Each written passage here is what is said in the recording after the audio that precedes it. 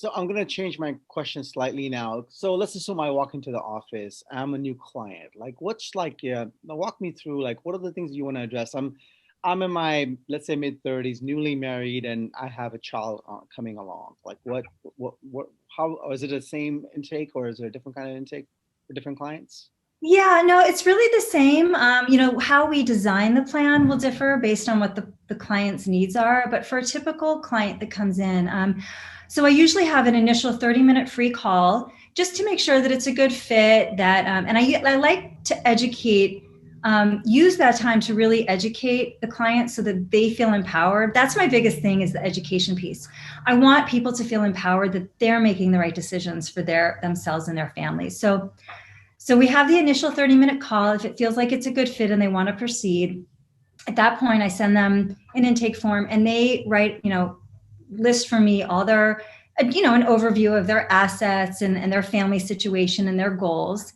And then we'll get together over Zoom these days and I'll spend the first maybe 30 minutes or so really educating them on what would happen without a plan in place. So we look at what probate would cost. And probate is the court process. Then if you don't have a living trust and you have assets of a certain value, even if you have a will, your loved ones will have to go through a long, expensive, and public court process called probate that can take around 2 years, if not longer, here in California. And so what I do is I look at their assets specifically and show them what probate would likely cost based on their assets. Typically jaws drop and they can't believe that's what their loved ones would have to go through. And then I educate them and then, about estate tax and how most people don't have it right now, but it is something to be aware of as we move into the future, as assets grow and laws change. And then we, especially for parents with little kids, like in your example, we take a look at what would happen if they didn't have any documents in place. And a lot of people don't think in the short term, if they've named long-term guardians that live, far away, we don't ever want that child to be taken into protective custody.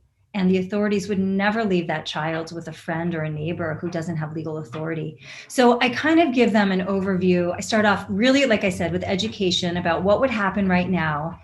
And usually they don't like what that default plan is. And so then we figure out how to plan around that.